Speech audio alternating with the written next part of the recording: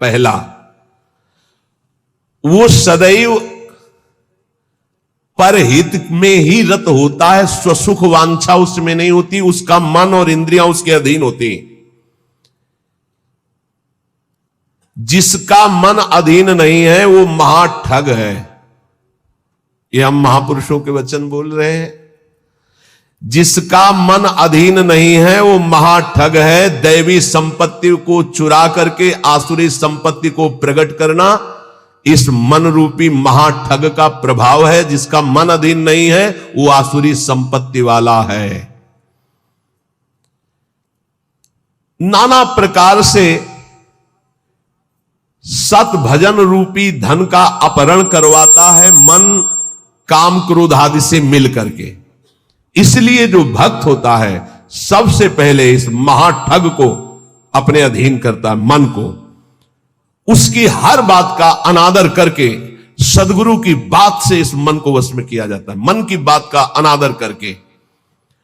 और जो मन के अनुसार चलता है वो स्वयं महाठग अपने को ठगा करके ऐसे कार्य करता है जिससे पछताना पड़े।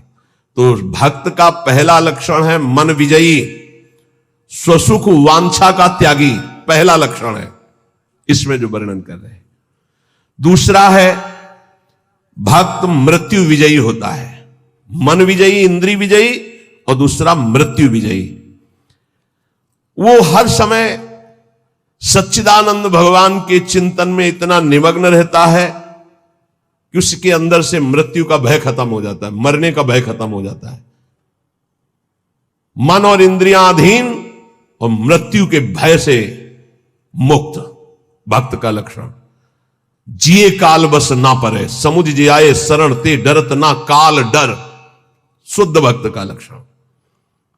तीसरा, सदैव गुरुदेव और भगवान के अनुकूल ही कार्य करने वाला, जिससे गुरुदेव की आज्ञा पालन और भगवान की प्रसन्नता हो, उसके अलावा कोई भी अन्य कार्य उस भक्त के द्वारा नहीं हो सकते। अर्थात तस्मात् शास्त्रम प्रमाणन्ते कार्याकार्यो व्यवस्थितो, उसके आचरण साधुता के अनुकूल, गुरु के अनुकूल, शास्त्र के अनुकूल, भगवान के अनुकूल। श्री कृष्ण अनुकूलेन प्रतिकूलस्य वर्जनम, प्रतिकूलस्य वर्जन, प्रतिकूल को त्याग दिया, विसर्जनम पूर्ण रूप से त्याग दिया। पहला है मन और इंद्रियों को वश में करने वाला। अगर मन और इंद्रियों को वश में नहीं किया तो महाठग होगा, क्योंकि मन बहुत ठगी है। वो सारी देवी संपदा को चुरा कर आसुरी संपदा प्रकाशित करता है, इसलिए उसका स्वभाव ठगी हो जाएगा। जो मन और इंद्रियों को वश में नहीं किया, ठगी का मतलब पाखंड, बाहर से बड़ा और अंदर से पोला, अंदर से वही काम क्रोध लोभ मोह मद की प्रवृत्तियां, वही धन, वही भोग वासनाएं। बाना कुछ और है और आचरण कुछ और है। दूसरा है मृत्यु पर विजय प्राप्त की, मृत्यु के भय का नाश हो गया, वही भक्त है। पहला लक्षण शरणागति में आता है निर्भय, मृत्यु का भी भय खत्म हो गया है। तो जो साधक है वो चल रहा है, लेकिन वो मृत्यु से थोड़ी डरता है, वो तो चल रहा है प्रभु की तरफ। और जो प्रभु का भक्त हो चुका है उसके अंदर मृत्यु का भय कैसे होगा। तीसरा, भूल न दे कुमारक पाऊं, गुरु और इष्ट के प्रतिकूल आचरण बन ही नहीं सकता भक्त के द्वारा। वो सदैव गुरुदेव की आज्ञा और इष्ट देव की प्रसन्नता पर ध्यान रखकर कार्य करता है। चौथा, सदैव देखता रहता है कि मेरे गुरुदेव, मेरे इष्ट देव मुझे देख रहे हैं, मैं जो भी आचरण कर रहा हूं मेरे गुरुदेव देख रहे हैं, मेरे इष्ट देव देख रहे हैं।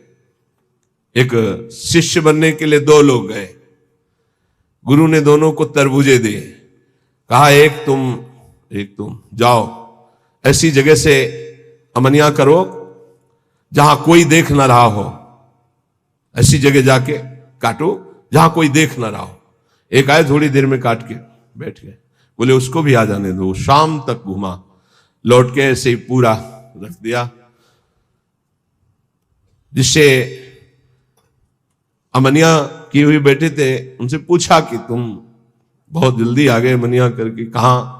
बोले प्रभु एक ऐसे एकांत स्थल में गया, आसपास देखा कोई नहीं था, चिड़िया भी नहीं थी, वहां से काट के ले आए। अच्छा, आप क्यों नहीं शाम तक घूमते रहे? बोले प्रभु मुझे कोई ऐसा स्थान नहीं दिखाई दिया जहां आप न हो। आपने कहा था कोई न हो, तो मुझे कोई ऐसा स्थान नहीं दिखाई दिया, क्योंकि अखंड मंडलाकारम व्याप्तम चराचरम, आप चराचर में व्याप्त मेरे गुरुदेव हैं, मेरे गुरुदेव देख रहे हैं। इसलिए आपने कहा था कोई ना देख रहा हो, तो प्रभु हर समय आप मुझे दिखाई दे रहे थे, इसलिए मैंने काटा। जो काट लिए थे उनसे कहा कि तुम तरबूज पाओ और निकल लो, तुम्हारी दीक्षा नहीं होगी।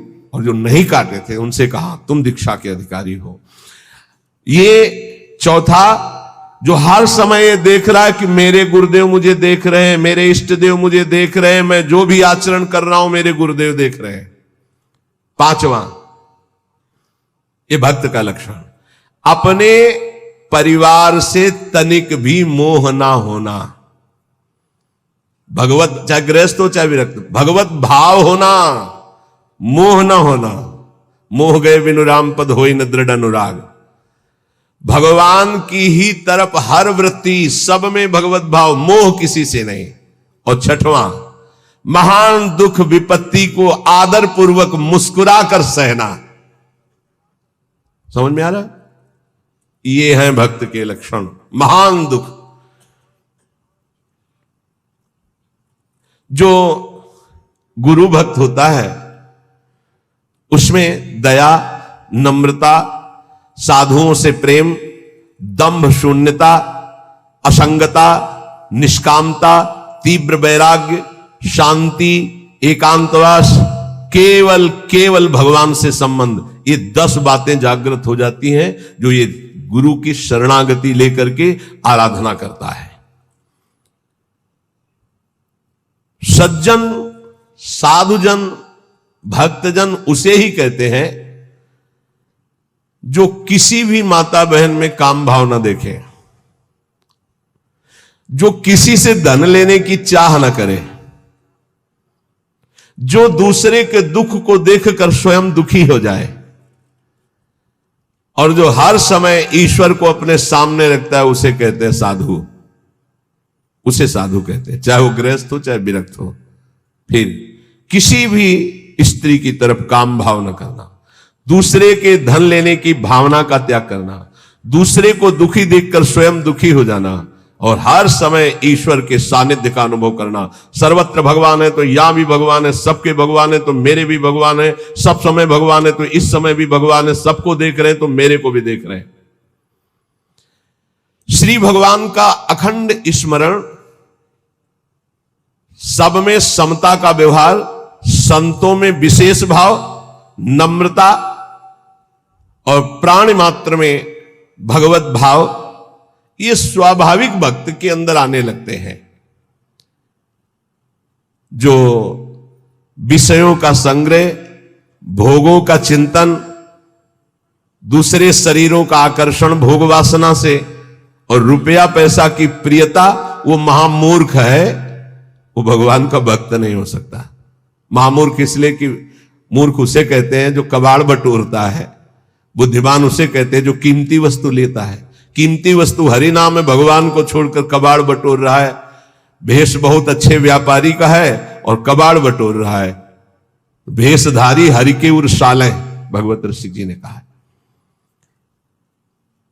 जब तुम्हारे सामने धर्म और भजन की बात आवे तो उसे कल के लिए मत टालिए, तुरंत उसे स्वीकार कीजिए। और जब पाप की बात आवे तो तुरंत कल के लिए टाल दीजिए, उसको लंबा टाल दीजिए। शायद अभी बुद्धि ठीक नहीं है, उसको लंबा टाल दीजिए। लेकिन धर्म और भजन और सेवा की बात जब आवे तो उसे कल के लिए मत टालिए। अभी काल करे सो आज कर, आज करे सो आप पल के में परलय होएगी, बहुर करेगो कब।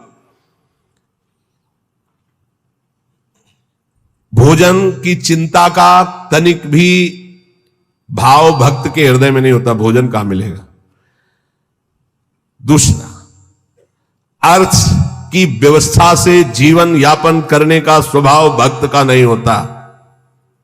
तीसरा, भयानक रोग आने पर मस्ती में कोई फर्क ना पड़े। चौथा, कोई भी संग ना दे तो भी असंग भाव में नित्य मगन रहे। ये भक्तों के लक्षण वर्णन हो रहे हैं।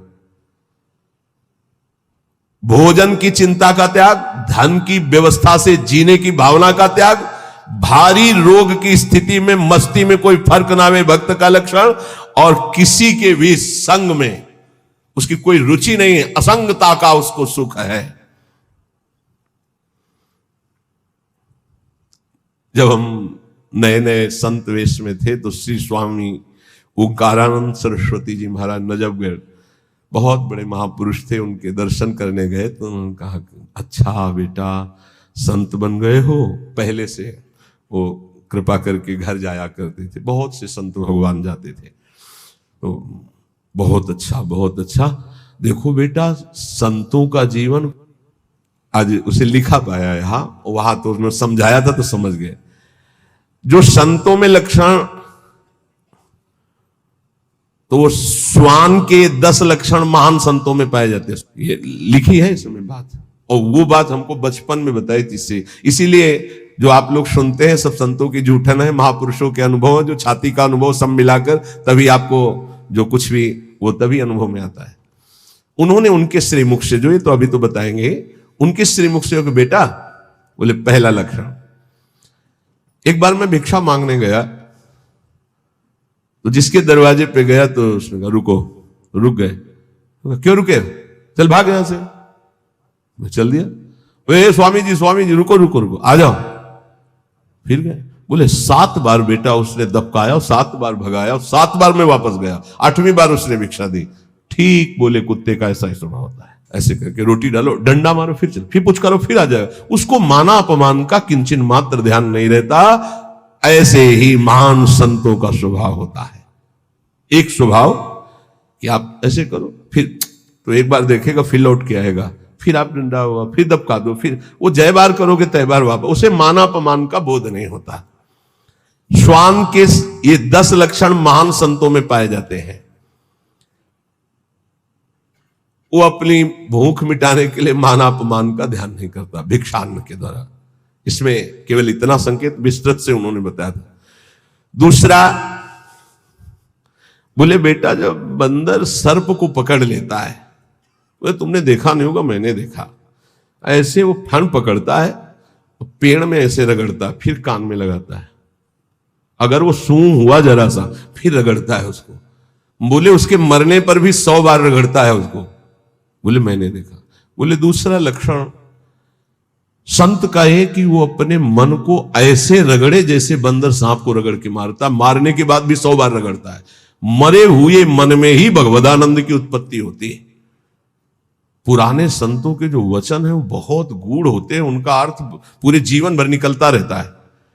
मन को जिसने मार लिया वही महात्मा, मन को जिसने चेला बना लिया वही जगत गुरु, मन को जिसने परमात्मा स्वरूप कर लिया वही जीवन मुक्त महापुरुष हो गया। सारा खेल इस मन के ऊपर है। तो कह रहे पहला कि भूख मिटाने के लिए माना अपमान का बोध न रखना, जो भी बताया। दूसरा, जैसे श्वान का कोई पर्सनल घर नहीं होता है, पर्सनल घर दरवाजे पे भी पड़ा रहता है। अच्छा, जहां मिला वहां पा लिया, दरवाजे पे पड़ा है। बोले जो भगवदा अनुरागी विरक्त होते हैं उनका निज ग्रह नहीं होता, वो भगवत ग्रह में वास करते हैं। भगवान जहां वास दे दिए, या भगवान के मंदिर या भगवान के धामों में, या फिर घर के अंदर नहीं वास करेंगे। ध्यान रखना, हमने देखा है कि बहुत से बड़े बड़े महात्मा जन आए, कभी घर में वास करने की बात नहीं। बाहर खपरेला था, उसके नीचे, या स्कूल सामने था वहां, या किसी देवालय में, कभी घर में शयन करने की नहीं। वही जो हमारे महात्माओं की रहनी, उसी को भूला जाता है, इसलिए धोखा खा जाया जाता है। विरक्त होकर गृहस्थों की सैया पर शयन करोगे, अपने आप को संभाल पाओगे, सवाल ही नहीं उठता है। दूसरा बताया कि जैसे श्वान जमीन में शयन करता है, भूमि शयन वलकल वसन, ऐसे महापुरुषों का होता है। जैसे भगवान रखे वैसे जीवन यापन करते हैं, अपनापन कहीं नहीं है प्रभु के सिवा। तीसरा, भक्तों की निद्रा कैसी होती है? श्वान निद्रा तथैव च,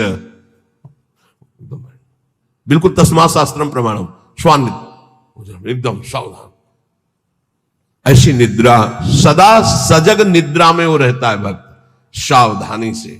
उसका ऐसा सोना नहीं होता कि कुछ कुंभकर्ण के अंश वाली नींद वाले होते हैं, कुंभकर्ण कैसे जगाएगा जानते हो?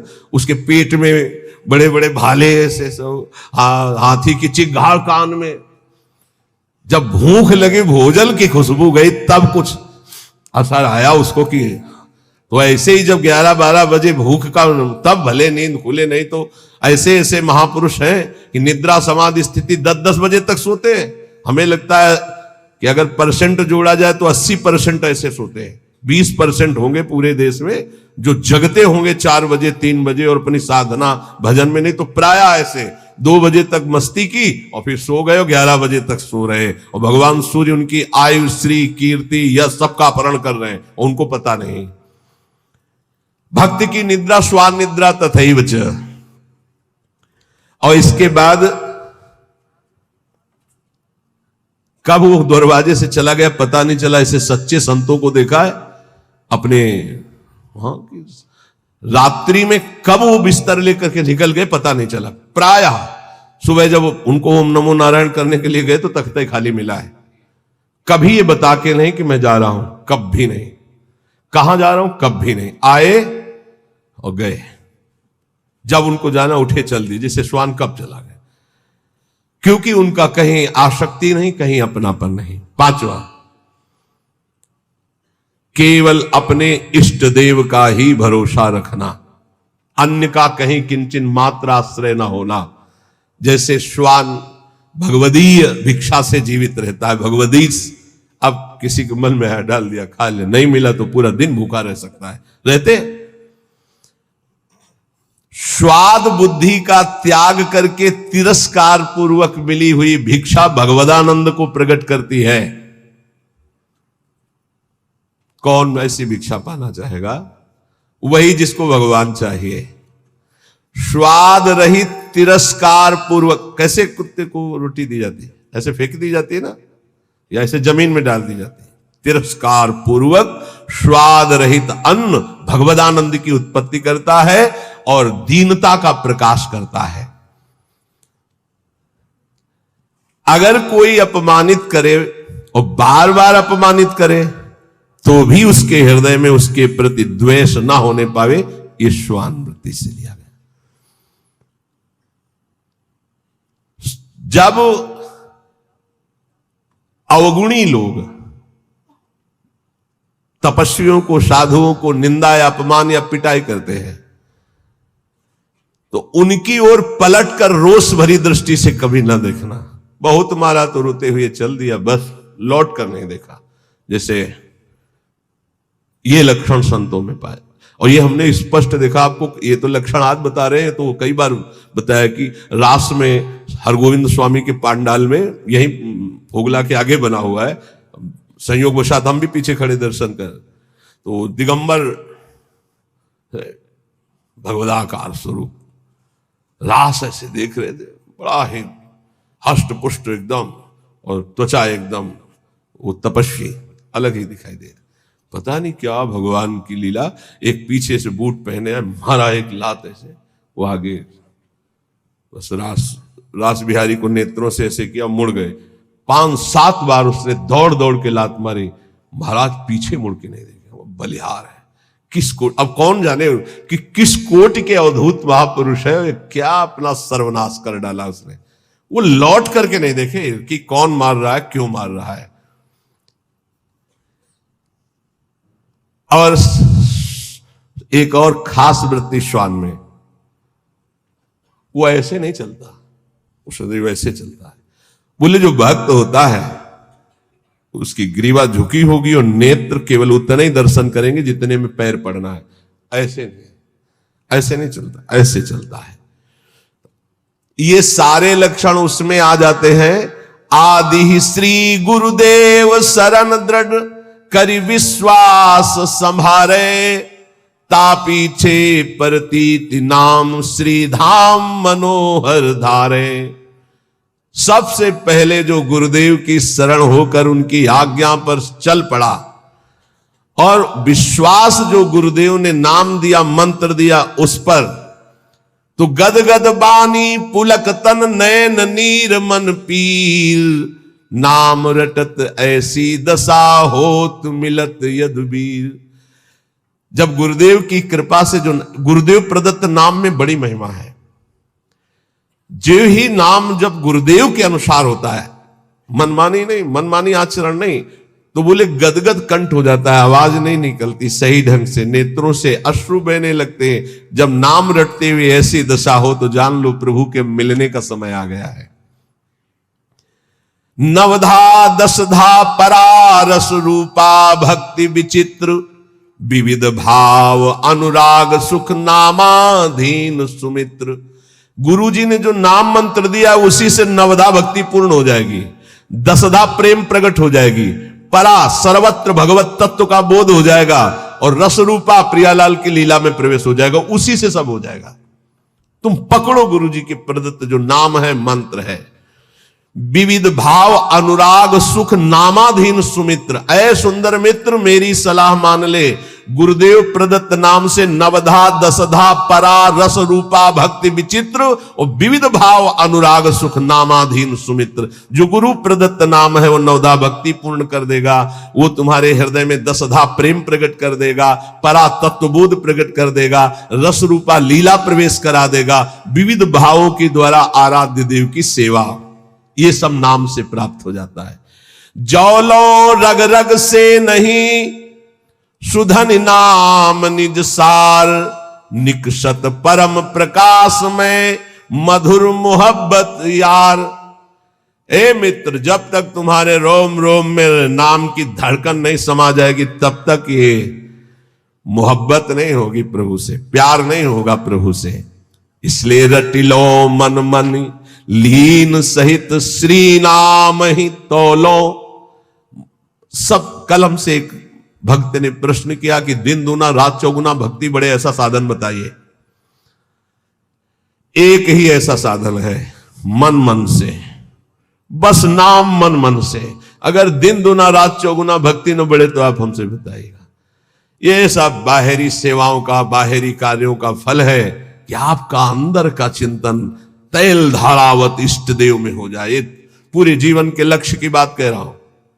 हमारी गुरुदेव भगवान के प्रदत्त यही बचपन से निष्ठा बन गई थी कि एक भी श्वास खाली नहीं जानी चाहिए। बस ये अहोभाग्य कि हमें गुरुदेव भगवान ने बचपन में ही ये सूत्र डाल दिया था, एक भी श्वास सुमिरन के बिना जाए तो धिक्कार तुम्हारे जीवन को। तो ना माला में ना गणना में, इस पे हमारी कभी रुचि नहीं रही। गायत्री जी के सिवा गायत्री अनुष्ठान के लिए जो नियम दिया गया था उसमें गणना थी कि उसका पुरस्चरण पूरा करने के लिए इतने माला, इतने घंटे, वो छोड़कर इसके अलावा कभी गणना में नहीं बुद्धि रही, श्वास पे बुद्धि रही। बोले जब मन और मन, मन और मन, दो मन है, एक है जो असत मार्ग में जाता है और एक है जो सत मार्ग में। वही मन जलता है कि मैंने ऐसा क्यों किया, और वही मन करवाता है। तो मन मन दोनों, हमारा जो असत मार्ग का मन, सत मार्ग का मन है, जब दोनों एक होकर केवल मन नामाकार हो जाए, दो मन से सौदा होता है। कर लूं क्या यार, ये करना सही रहेगा कि नहीं रहेगा, नहीं कर, नहीं सही रहेगा, नहीं यार कर लेते हैं। ऐसे प्रत्येक कर्म जो होते हैं संकल्प विकल्प करके, संकल्प विकल्प खत्म, एक निश्चय पक्का बुद्धि का कि नाम ही सर्वोपरि है। अब वो मन मन में निरंतर नाम रट रहा है। तो बोले फिर जो आनंद प्रकट होता है, वो आनंद एक बार प्रकट होता है, फिर कभी नष्ट नहीं होता, वो बढ़ता रहता है। वो बड़े बड़भागी जन है जो इस नाम में अपनी रुचि कर पाते हैं। पर जो अशुद्ध भोजन पाते हैं, चोरी करते हैं, मस्खरी करते हैं और पर नारी पर शरीर स्पर्श करते हैं काम भोग के लिए, और वो चाहते हैं कि हम भजन कर ले या भक्त रूप रख के निर्वाह कर ले, तो बोले वो पाखंड है, वो दंभ है, नहीं भजन नहीं। फिर देख लीजिए, जो अच्छा भोजन करना चाहते हैं, जो हंसी मस्खरी मजाक में समय व्यतीत करते हैं, जो पराई नारी पराये तन को काम भाव से स्पर्श करते हैं और चाहते हैं कि मैं दीदार करूं प्रभु का, भजन करूं प्रभु का, भक्त वेश धारण, बोले दम्भ है, वो पाखंड है। इसलिए इन बातों का सुधार हमारे जीवन में रहे। जवान का चटोरापन छोड़ दिया जाए। बहुत ही खा लिया यार, कितना खाओगे, आज ये कल वो कल वो। तुम्हारी इच्छा नहीं होनी चाहिए, इच्छा रहित भोजन करो। देखो ये बात बैठा लीजिए, बहुत जरूरी है। इच्छा रहित, इच्छा क्या है तुमसे खुद पूछा जाए तो तुम्हारे हृदय में ढूंढने पर इच्छा ना निकले आज क्या बनना चाहिए, तो आपके हृदय में ही नहीं आना चाहिए कि क्या बनना चाहिए, ये नहीं होना चाहिए। तो ये चटूरापन गया, मस्खरी, हंसी मजाक है। नारायण हरि भजन में पांचों सुहात, विषय भोग, निद्रा, हंसी, जगत प्रीति, बहुबात। कुछ साधकों का स्वभाव होता है चुटकी लेना, मजाक करना, विनोद करना। हमें लगता है सुधार करना चाहिए इस पर। उदासीन गंभीर स्वभाव, किसी भी शरीर को काम भाव से स्पर्श न करे। देखो अलग अलग होता है, वो अंदर का भाव होता है। बच्चों को, बच्चियों को, या किसी भी शरीर को अगर आपको शुद्ध भजन में चलना है तो एक, फिर हम वहीं आ गए मोबाइल में। कल एक बच्चा बहुत विकल होके रो के सभा में कह रहा था ऐसे, हम कहा नाम जप करो बच्चा, इससे ठीक हो जाए। बोले कुछ नहीं रह गया उपाय। गुस्सा आ रहा है फिर तुम्हारे ऊपर, बताएं तुम्हें क्यों उपाय नहीं रह गया? तुम गंदी बातें देखते हो ना मोबाइल में? बोले जी। गंदी क्रिया करते हो ना? जी। अगर आप, यहां तो शास्त्र में लिखा है स्पर्श मत कीजिए काम भाव से किसी भी शरीर को, चाहे पुरुष पुरुष शरीर हो, चाहे स्त्री शरीर, चाहे बच्चा, किसी को भी। वैसे तो ऐसे क्यों स्पर्श करो किसी को? पर अगर कभी तो किसी को उठाने के लिए, गिराने के लिए क्यों स्पर्श करो काम भाव ऐसे?